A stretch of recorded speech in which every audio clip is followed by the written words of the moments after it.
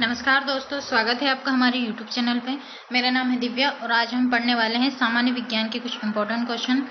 दोस्तों, जैसा कि आप जानते हैं कि हम पिछले और भी क्वेश्चन सीरीज में हम कंप्लीट कर चुके हैं और आने वाले समय में हम और क्वेश्चन करने वाले हैं जब तक ग्रुप डी का एग्ज़ाम नहीं हो जाता या फिर जिस भी एग्ज़ाम में साइंस पूछा जाता है तो वो सब में आपके लिए ये बहुत ही इम्पोर्टेंट क्लास साबित होगी। इसके साथ ही मेरी आपसे रिक्वेस्ट है कि यदि आपको वीडियो पसंद आता है तो इसको लाइक अवश्य करें और चैनल को सब्सक्राइब जरूर कर लीजिए ताकि आपको आने वाले और वीडियो मिल सकें। मैं आपको बता दूं कि ये रहा मेरा इंट्रोडक्शन दिव्या चौरे, जिसमें मेरा क्वालिफिकेशन है MSc chemistry plus B.Ed। Video को ध्यानपूर्वक देखें और यदि आपको इसमें कुछ क्वेश्चन समझ में आते हैं या जिनका आंसर आपको पता है तो आप इसको कमेंट बॉक्स में ज़रूर बताएं। यदि इसमें कोई त्रुटि होती है तो आप सुधार के लिए भी कमेंट बॉक्स में बता सकते हैं। चलिए स्टार्ट करते हैं। फर्स्ट क्वेश्चन है, डार्विन द्वारा प्रस्तुत प्राकृतिक वर्णवाद निम्न में से किस पर आधारित है?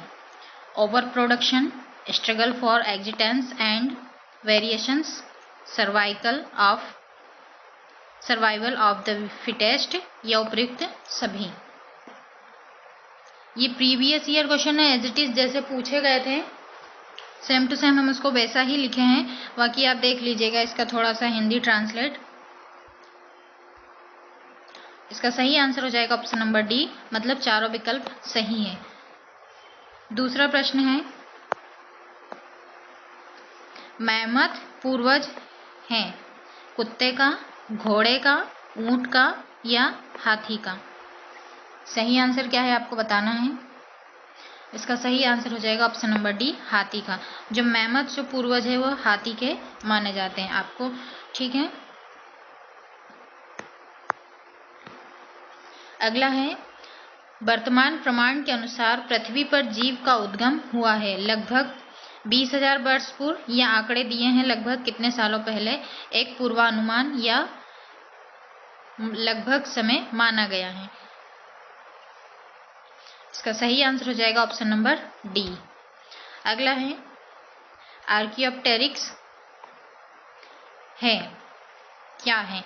जुरेसिक युग का सर्व पुरातन पक्षी, जुरेसिक काल का सरीसृप या ट्रायसिक काल का सरीसृप या फिर ट्रायसिक तथा जुरेसिक दोनों कालों का सरीसृप है? इसका राइट आंसर हो जाएगा ऑप्शन नंबर ए, जुरेसिक युग का सर्व पुरातन पक्षी था एक प्रकार से आर्कियोप्टेरिक्स। ये एक प्रकार से पक्षी था। कब, कौन सी काल का? जुरेसिक युग का सर्व पुरातन पक्षी। अगला है, सूची 1 को सूची 2 से सुमेलित करना है। उत्परिवर्तन, म्यूटेशन, आपको बताना है ये किससे संबंधित है। तो मैं आपको इसका सही आंसर बता देती हूँ। इसका राइट आंसर हो जाएगा ऑप्शन नंबर बी। चलिए मिलान करते हैं।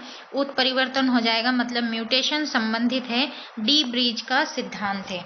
इसके बाद दिया है विकास का सिद्धांत। ये किसने दिया है? डार्विन की परिकल्पना थी विकास का, जैव विकास का सिद्धांत डार्विन की परिकल्पना। इसके बाद एक जीन एक एंजाइम, ये किसकी विचारधारा? ये हो जाएगा नंबर फर्स्ट पे वीडल और टैटम का सिद्धांत था। अगला है ओपेरॉन अवधारणा, ये किससे संबंधित था? तो जो बचा है क्या है? जैकब और मोनोड। इस प्रकार से ये सही आंसर हो जाएगा ऑप्शन नंबर बी। इसके अकॉर्डिंग आप सारे इसमें मिलान कर सकते हैं। अगला क्वेश्चन है, भारत की विशाल वन्य बिल्लियों में किसके बारे में कहा जाता है कि वह हाल ही में विलुप्त हो गई है? मतलब वर्तमान स्थिति में इसकी संख्या एकदम 0 हो गई है। इसका राइट आंसर हो जाएगा ऑप्शन नंबर ए, चीता।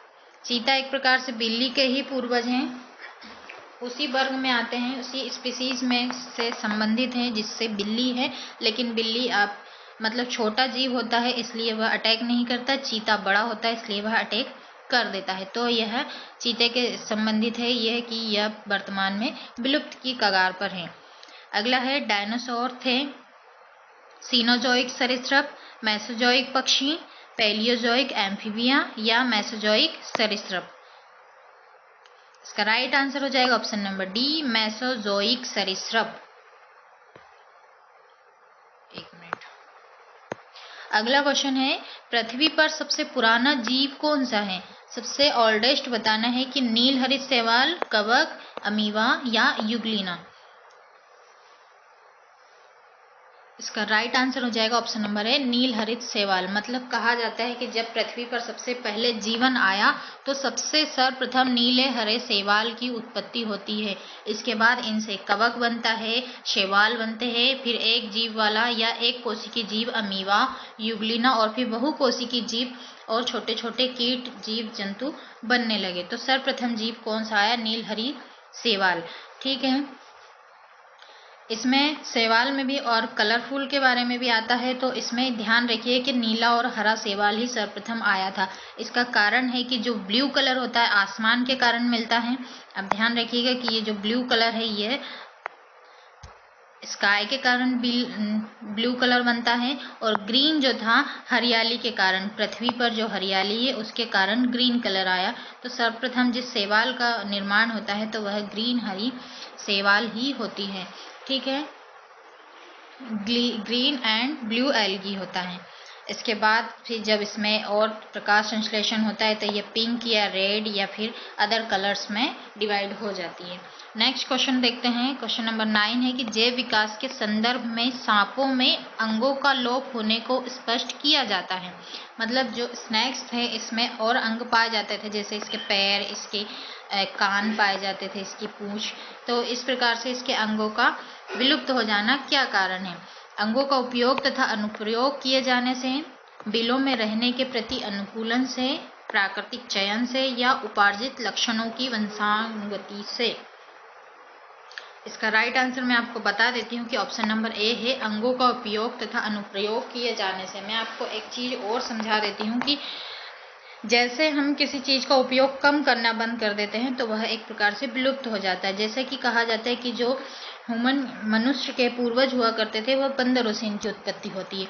तो क्या माना जाता है कि बंदर के तो पूरे बॉडी पर हेयर होते हैं, लेकिन धीरे धीरे मनुष्य के बॉडी से हेयर खत्म होते गए, तो मतलब कि उनका उपयोग नहीं किया जाता। एक प्रकार से ये भी कहा जाता है कि जब इस मनुष्य का उसकी पूंछ भी होती थी जैसे मंकी की होती है, तो जब बंदर तो अपनी पूंछ का इस्तेमाल करते हैं, लेकिन मनुष्य ने अपनी पूंछ का इस्तेमाल करना बंद कर दिया तो वह एक प्रकार से विलुप्त हो गई। आप देख पाते होंगे कि जब ह्यूमन बोन्स है, बैक बोन्स जो है, रीढ़ की हड्डी जिसको कहते हैं, तो वह एक संरचना है जो गले से लेकर शीश से लेकर कमर तक आती है, लेकिन यही पूंछ भी बन जाती है। लेकिन जब हम इसका उपयोग नहीं किया मनुष्य तो यह एक प्रकार से विलुप्त हो गई, यहाँ से यह एंड मानी जाती है। ठीक है, इस प्रकार से आप समझ सकते हैं ना, ह्यूमन बॉडी आपको बता दें।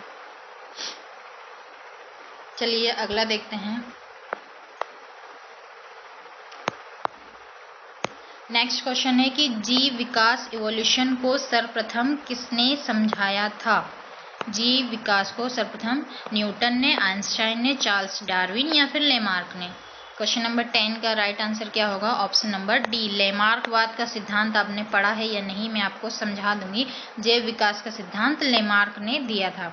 अगला है, विकास का मुख्य कारण है उत्परिवर्तन, हासिल किए हुए गुण या लैंगिक जनन या प्राकृतिक वर्ण। मतलब विकास एक प्रकार से ह्यूमन डेवलपमेंट कैसा होता है, आपको आर्थिक आधार पर नहीं, शारीरिक आधार पर विकास का अर्थ इसमें क्या है आपको बताना है। ये क्वेश्चन सारे जीव विज्ञान से संबंधित है, आप ध्यान रखिएगा।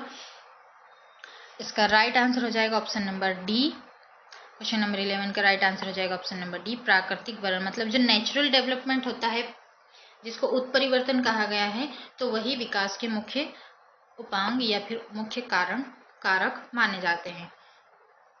क्वेश्चन नंबर 12 है, आधुनिक मनुष्य के हाल का पूर्वज है।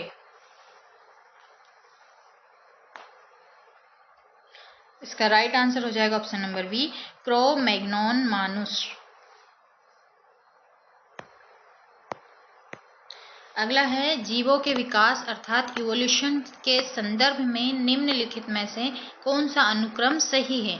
आपको बताना है कि जो जीवों का विकास हुआ था तो वह मैं आपको पहले भी इसमें बता चुकी हूँ, तो इसमें बताइएगा। क्वेश्चन नंबर 13 का सही आंसर हो जाएगा ऑप्शन नंबर सी, सेलामेंडर, फिर अजगर और फिर कंगारू।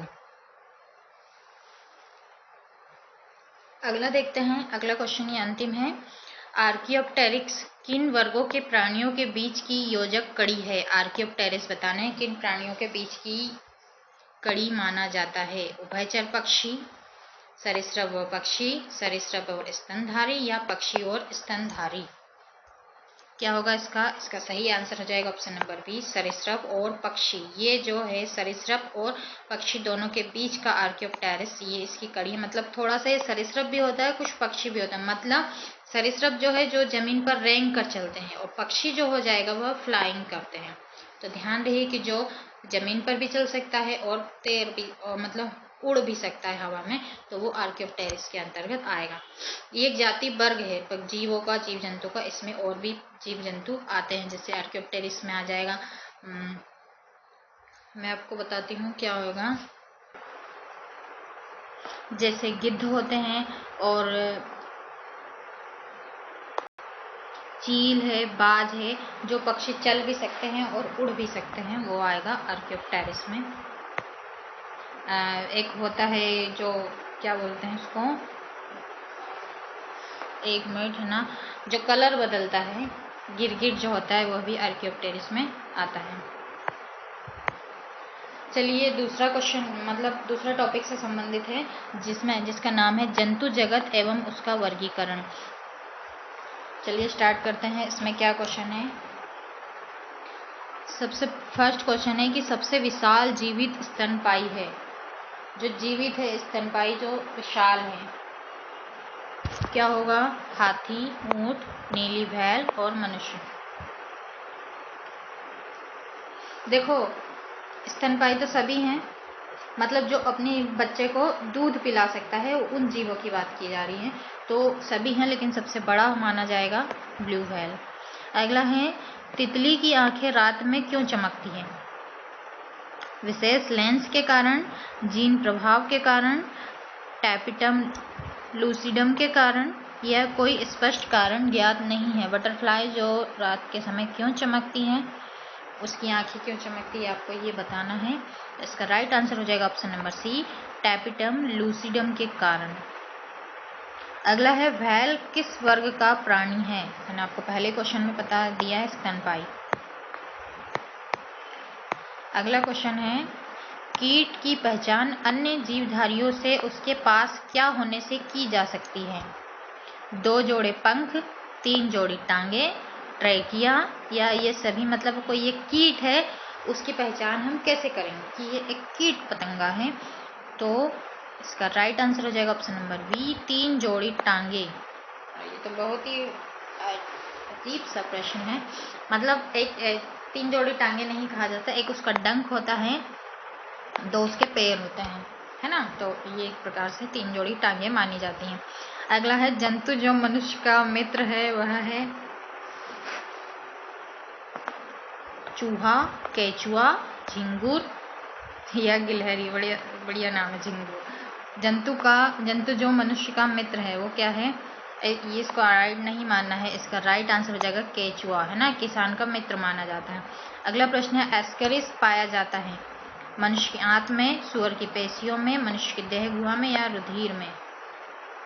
एस्केरिस एक प्रकार से जीव होता है, इस प्रकार से स्नैक ये इस टाइप से होते हैं। और बता दूं आपको, है ना, ऐसे ऐसे। तो क्या कहाँ पाया जाता है? ये मनुष्य की आंत में पाया जाता है, जो कि डाइजेशन से संबंधित है, भोजन को पचाता है, भोजन को डाइजेस्ट करने का काम करता है। कौन? एस्केरिस। अगला प्रश्न देखते हैं। नेक्स्ट क्वेश्चन है, मछली कहाँ से श्वास लेती है? नाक से, फेफड़ों से, गलफड़ा से, या पंख से? इसका राइट आंसर हो जाएगा ऑप्शन नंबर सी, गलफड़ों से। अगला है, विषैले सांपों में विष ग्रंथियां परिवर्तित होती हैं, किसके द्वारा परिवर्तित होती है? बताइए। इसका राइट आंसर हो जाएगा ऑप्शन नंबर सी, लार ग्रंथि के द्वारा। विष कहाँ पाया जाता है? सर्प के लार में पाया जाता है। अगला है, क्लाइटेलम संरचना पाई जाती है कॉकरोच में, मेंढक में, केंचुए में, या जोंक में?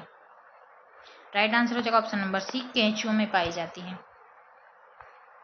नेक्स्ट क्वेश्चन है रेशम प्राप्त किया जाता है। बहुत ही आसान क्वेश्चन है कि रेशम का कीट होता है, लेकिन कीट के अंडों से, लार्वा से, प्यूपा से या इनमें से किसी से नहीं। बताइए किससे प्राप्त किया जाता है। मैं आपको बता दूं कि राइट आंसर हो जाएगा ऑप्शन नंबर सी, रेशम कीट के प्यूपा से पाया जाता है। मतलब कि वह अपना एक लार टाइप से छोड़ता चलता है रेशम के कीट, तो उसी से रेशम प्राप्त किया जाता है। अगला है वास्तविक मछली नहीं है। वास्तविकता में वह मछली नहीं, लेकिन उसका नाम फिश जैसे बनता है। Silver fish, dog fish, cat fish या समुद्री घोड़ा। ऑब्वियसली आपको लग रहा है कि घोड़े की बात की गई, लेकिन घोड़ा नहीं है। इसका राइट आंसर हो जाएगा option number A, silver fish. Silver fish वास्तव में नहीं होती है। अगला प्रश्न है चप्पल की आकृति का जंतु है। चप्पल जैसी आकृति होती है जिसकी, ऐसा पाया जाता है। या थोड़ा सा और चप्पल जैसा बना देते हैं, ऐसा पाया जाता है। यहाँ छोटे डॉट पाए जाते हैं, तो इसका राइट आंसर हो जाएगा पैरामीशियम। अगला है मछली कहाँ से श्वास लेती है। पढ़ चुके हैं, गलफड़ों से। अगला है पक्षियों की हड्डियां होती हैं। बताइए जरा, पक्षियों की हड्डियां। इसको थोड़ा सा हाई डार्क कर देते हैं। क्या है ये, दूसरा पेज का स्लाइड कट के इसमें चिपक गया है। बताइए जरा कि पक्षियों की हड्डियां कैसे होती है। ठोस होती है, वातिल होती है, या मजबूत और ठोस होती है, इनमें से कोई नहीं। बताइएगा। इसका राइट आंसर हो जाएगा ऑप्शन नंबर सी, वातिल। नेक्स्ट क्वेश्चन है निम्न में से कौन सी वास्तविक मछली है। रियल में, एक्चुअल में फिश है, आपको बताना है कि कौन सी। राइट आंसर आपको बता दो कि डॉग फिश जो है एक प्रकार से मछली है। तारा मछली एक मछली तो होती है, इसको कहा जाता है, लेकिन ये स्टार टाइप की डिजाइन में होती हैं। तो व्हेल मछली ब्लू व्हेल टाइप की होती है। वास्तव में डॉग मछली होती है।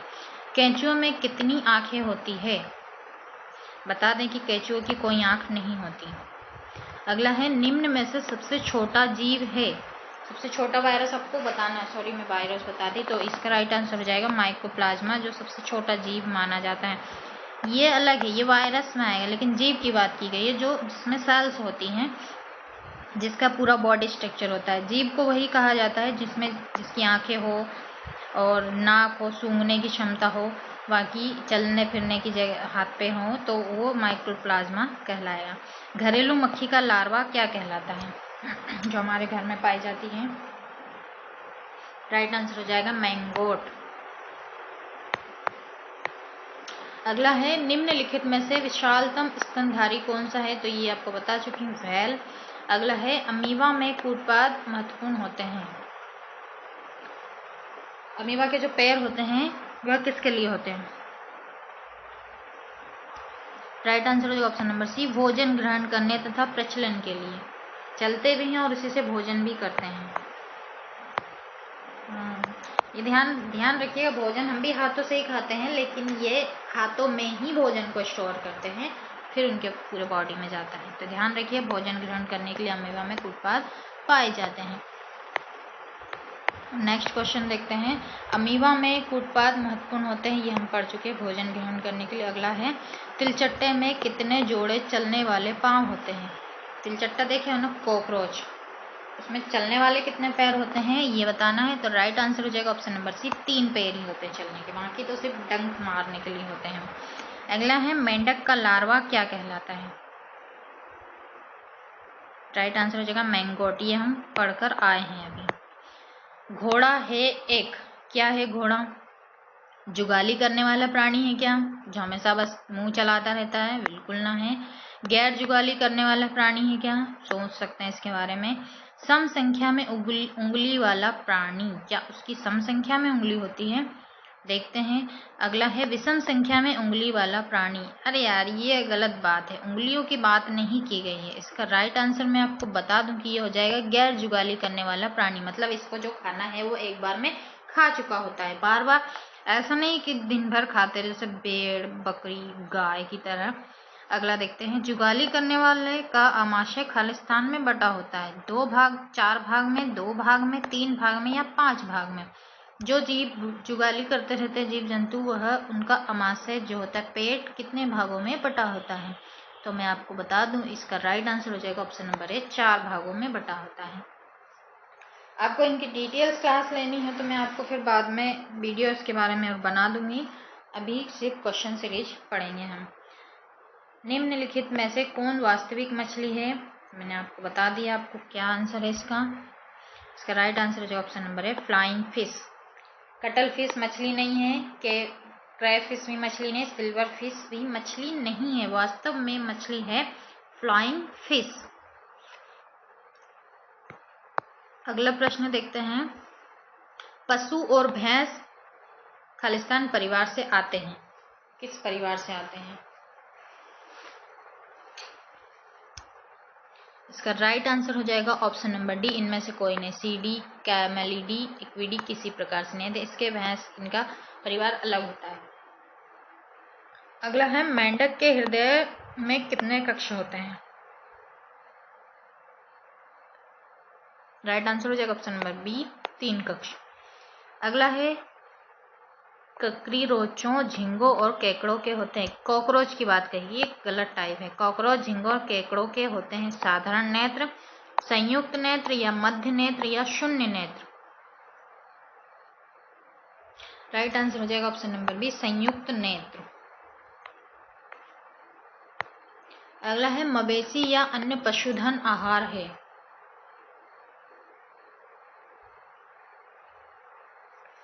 बताना है आपको पशुओं का आहार क्या है इसमें।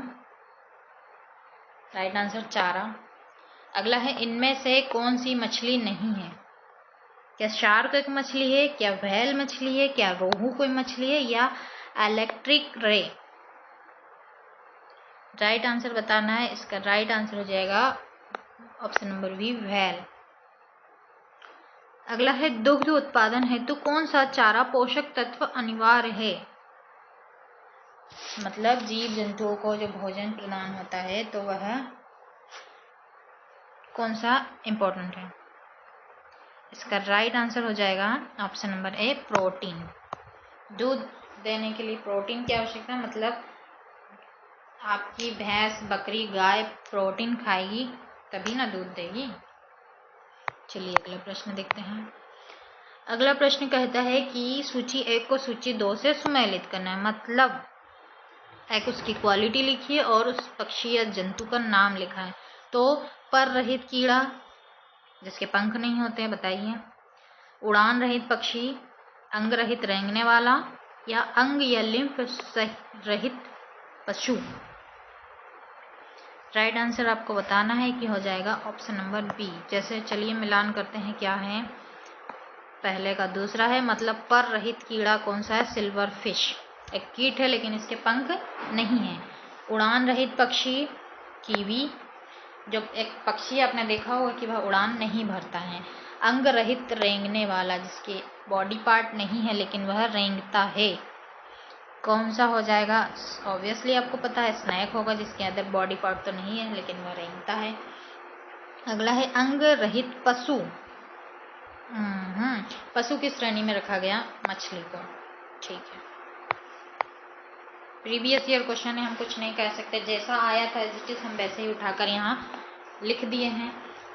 देखिए अगला है, संघ एनिलिडा एवं मोलस्का की योजक कड़ी है। ये एनिलिडा और मोलस्का दोनों के मध्य की क्या आ जाएगा? कौन सा ऐसा जीव है? 33 का राइट आंसर हो जाएगा ऑप्शन नंबर बी, नियोपिलाइना। अगला है, इसकी पोषण विधि होलोफाइटिक है, किसकी? अमीबा, चेर, यूग्लिना या केचुआ की? होलोफाइटिक। क्वेश्चन नंबर 34 का हो जाएगा राइट आंसर यूग्लिना, जो एक कोशिकीय जीव है। नेक्स्ट है, मोलस्का की किस प्रजाति से व्यावसायिक मोती प्राप्त किया जाता है? मोलस्का की जो समुद्र से मोती निकाला जाता है ना, वो जीवों को मार कर निकाला जाता है। मोलस्का जो जीव है, जीवाणु है। तो इसका राइट आंसर क्या हो जाएगा? ऑप्शन नंबर डी, पेनेक्टिडा। पिनेक्टिडा प्रकार की जो प्रजाति पाई जाती है, इससे यह मोती प्राप्त होता है। बेशकीमती मोती, समुद्र की गहराइयों में पाने वाला।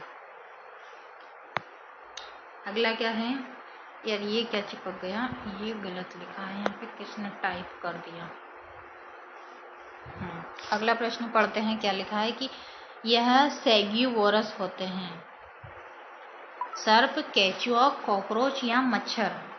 राइट आंसर हो जाएगा ऑप्शन नंबर डी, मच्छर। अगला है, निम्नलिखित जीवों में से कौन स्यूडोपीडिया की मदद से चलता है।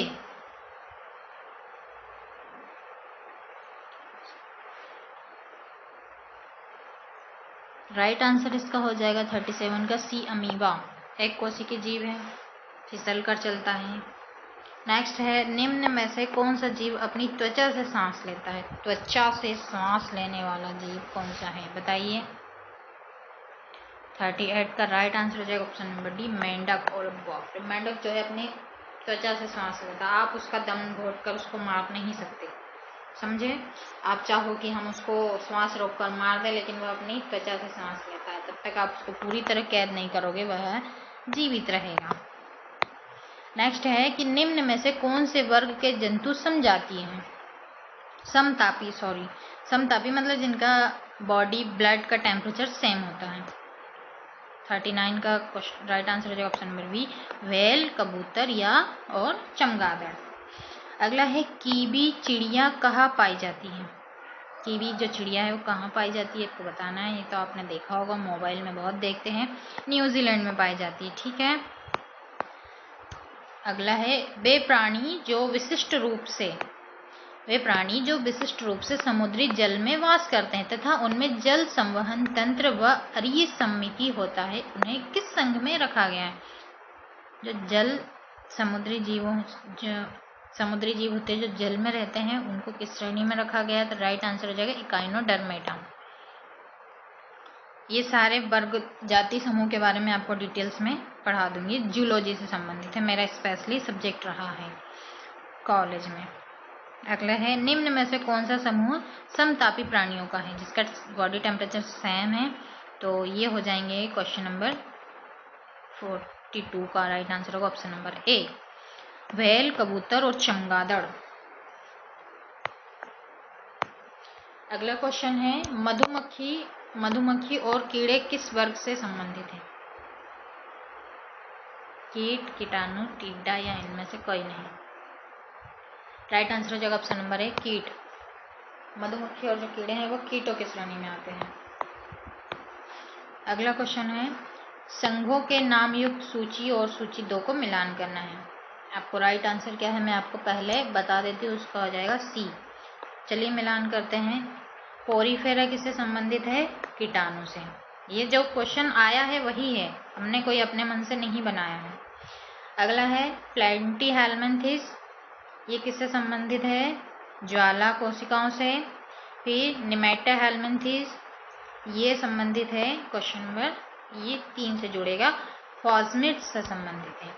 फिर इसके बाद है कॉर्डेटा किससे संबंधित है, वंश कोशिकाओं से। इन लोगों का कोई अब काम ही नहीं है, वह मतलब जोड़ दिया गया नीचे से लाकर कि विद्यार्थी थोड़ा सा कंफ्यूज हो जाए। चलिए यही सही हो जाएगा इसमें, मतलब राइट आंसर हो जाएगा ऑप्शन नंबर सी। अगला है, निम्नलिखित में से किन परजीवी जंतुओं का उत्पादन अधिकतम संख्या में किया जाता है। ये अंतिम स्लाइड है लगता है, ठीक है। इसके बाद क्वेश्चन आपके समाप्त हो जाएंगे। बताइएगा, प्रश्न नंबर 45 का सही आंसर होगा कि किन परजीवी जंतुओं का उत्पादन अधिकतम संख्या में होता है, बहुत सारी संख्या में होता है। राइट आंसर हो जाएगा ऑप्शन नंबर ए, चूहों का। देखा होगा ना, चूहे बहुत सारे छोटे छोटे चूहे आपके घर में फैल जाते हैं, आपकी किताबें खा जाते हैं फिर। अगला देखते हैं, पराजीवी जंतुओं का उत्पादन अधिकतम संख्या में किया जाता है।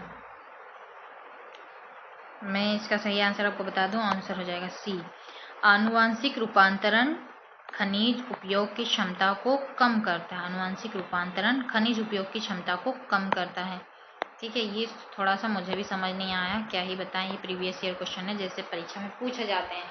तो अब उम्मीद है कि आप ये प्रश्नों को समझे होंगे। यदि नहीं समझ में आए तो एक बार फिर से वीडियो को रिवाइज करके देख सकते हैं।